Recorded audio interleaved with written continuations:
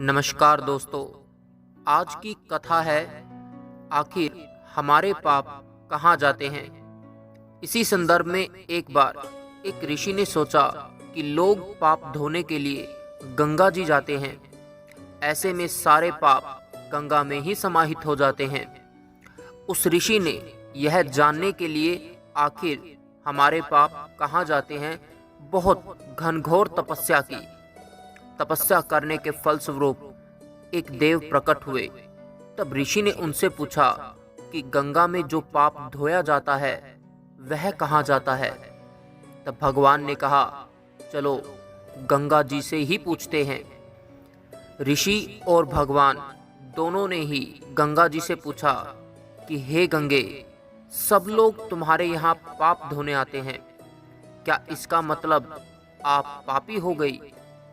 तब गंगा ने कहा, मैं पापी कैसे हो गई, मैं तो सभी पाप लेकर समुद्र को अर्पित कर देती हूँ। इसके बाद ऋषि और भगवान समुद्र के पास गए और उनसे पूछा, हे सागर, गंगा सभी पाप आपको अर्पित कर देती है, तो क्या ऐसे में आप पापी हो गए।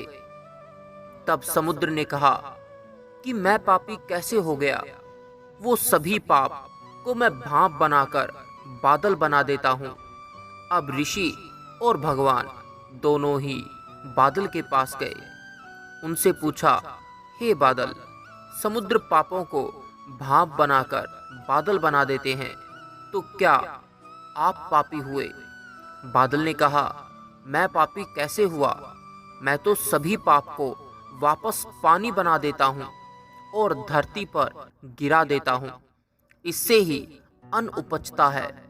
इससे जो मानव खाता है, उस मानव में जो अन्न जिस मानसिक स्थिति से उगाया जाता है और जिस वृत्ति से प्राप्त किया जाता है और जिस मानसिक अवस्था में खाया जाता है, उसी के आधार पर मानव की मानसिकता बनती है। यही कारण है, कहा जाता है कि जैसा खाए अन्न वैसा बनता मन। जिस वृत्ति से अन्न प्राप्त किया जाता है और जिस मानसिक अवस्था में खाया जाता है, वैसा ही विचार मानव का बन जाता है। ऐसे में हमेशा भोजन शांत रहकर ही ग्रहण करना चाहिए। अन्न जिस धन से खरीदा जाए, वह धन भी श्रम का होना चाहिए। तो ये थी दोस्तों आज की एक मज़ेदार कहानी। आशा करता हूँ कि आपको ये कहानी पसंद आई होगी। अगर आपको ये कहानी पसंद आई है तो दोस्तों वीडियो को लाइक, शेयर और अगर आप हमारे इस चैनल पर नए हैं तो चैनल को सब्सक्राइब करना मत भूलिएगा। मिलते हैं दोस्तों अगली एक और मज़ेदार कहानी में। तब तक के लिए जय हिंद दोस्तों, जय भारत, वंदे मातरम।